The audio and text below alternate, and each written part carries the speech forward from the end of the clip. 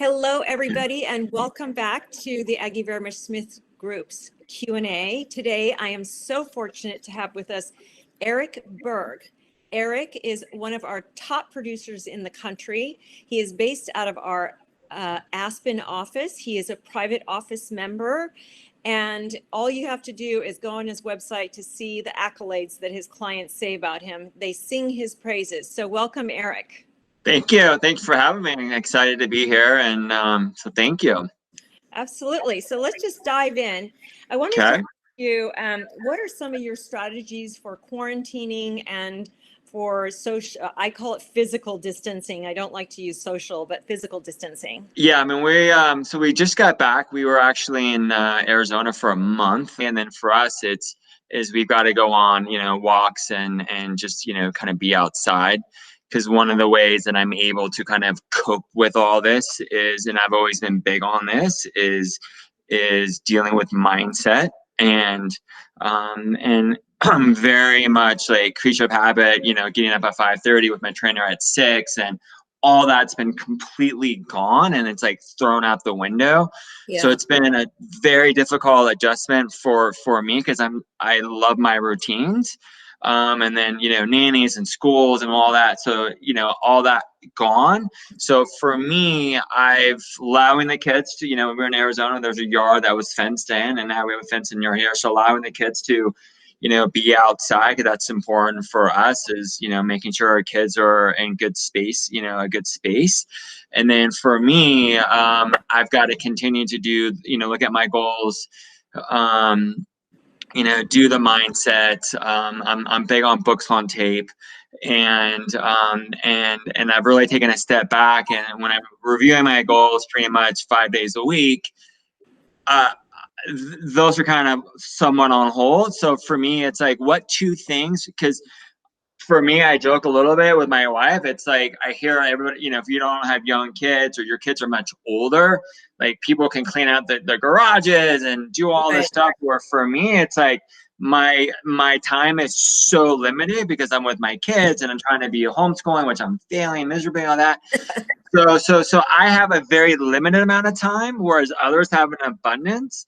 So for me, like mindset, thinking about what two things that I can get done today rather than 6, like what two things, so just, focusing and reeling back my expectation that these two things are going to get done, which it's way back than what it normally is. And I've gotten to that point where I've been able to really accept this. Everybody has different, levels of grieving. It's the depression, or it's being upset or pissed off, or it's this or it's that. Like it took me a little bit of time, but I've come to realize that this is the reality for quite a while, and just accept it. And so that's kind of, really, And so tell me, what are you, what's the general feeling that your buyers and sellers have regarding this market? Yeah, so that's a great question. And for us, it's still very early, to kind of see what's going on. And it's going to be very case by case. And what I mean by that is certain pockets, certain price points in our market, the inventory is very low. And if you read about just from like a national level, inventory is still very low because you pull back, all the different recessions, real estate now this is a national level. The last, 5 or 6 recessions, prices still went up because of an inventory shortage. Now in 08 and 09, that's when the market really kind of collapsed. Okay. So inventory is low in certain markets. Now, when more things come online, that doesn't necessarily mean that's a bad thing, because that market can absorb it and that market is looking for more inventory. So that's going to be interesting, because when you look at, and we're going to pull back and look at March 2020, March 2019, and March 2018, right now our market for 2020 in March, it's going to be good.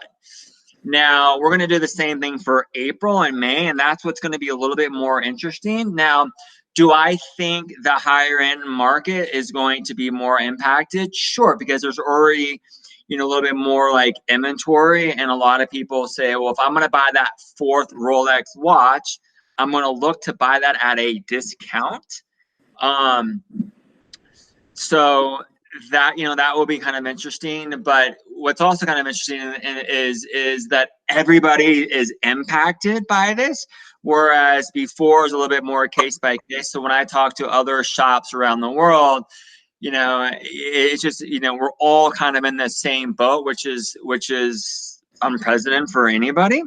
Right. So, that's going to also impact, because we're a global market. We've got buyers from, London, Germany, Mexico, Brazil, so on and so forth, and they're being impacted as well.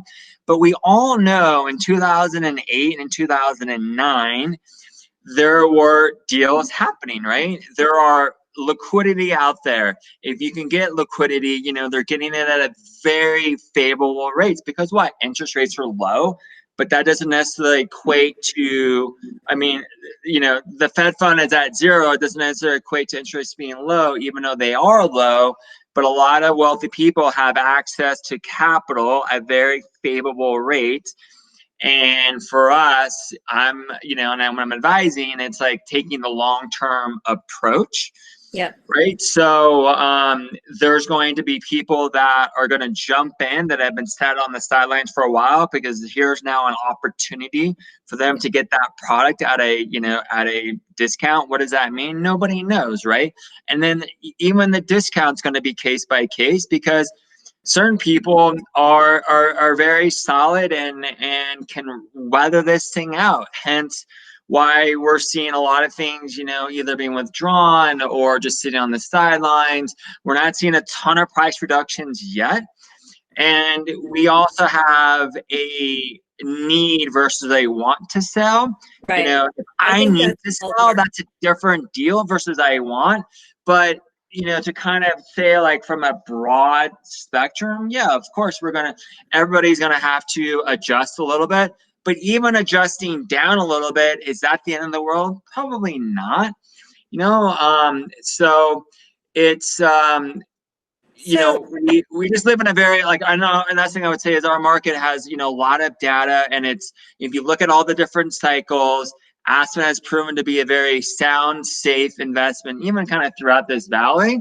Yeah. So yes, we're going to be impacted, but it's so case by case. You can't just be like, the world's falling, and it's so not the case. And I'll show buyers, like, really, because that guy just paid $21 million and it just closed 2 weeks ago. And the stuff hit the fan a while ago, and he had the ability to renegotiate, and he loves it because he knows that long term this is going to be great, because he understands growth laws and zoning and whatnot. That's a great answer, though. I think that's realistic for my market as well. So just because we're running out of time, so give me the 30-second version right now of what are you reading right now? What's on your nightstand? So what I'm listening to again is by Napoleon Hill. Is Think and Grow Rich. And again, as I talked about, how am I getting through this? And it's mindset. And so when I'm going on a walk, I listen to books on tape. When I'm doing certain things by myself, doing the dishes, folding clothes, book on tape. So that's how I get through my books, having a 3 and a 6-year-old. Okay, so we're going to wrap it up. One quick 10-second. Give me one uplifting story. And just spending quality time with family and getting to know my brother-in-law more, it has been, like, great. Family time right now is, to me, the best part of this whole thing. I've gotten so much closer. I mean, I couldn't get closer to my daughter than I have, but I've got her home and her boyfriend. It's been wonderful. So listen, Erik, we really appreciate your time. Thank you so much for coming on board. And for our viewers, thank you for tuning in. We look forward to seeing you next time. If you have any desire to buy an Aspen, Erik is your man. He is the best. And we look forward to seeing you soon. Take care. Yeah, thank you so much. Okay. Bye, guys.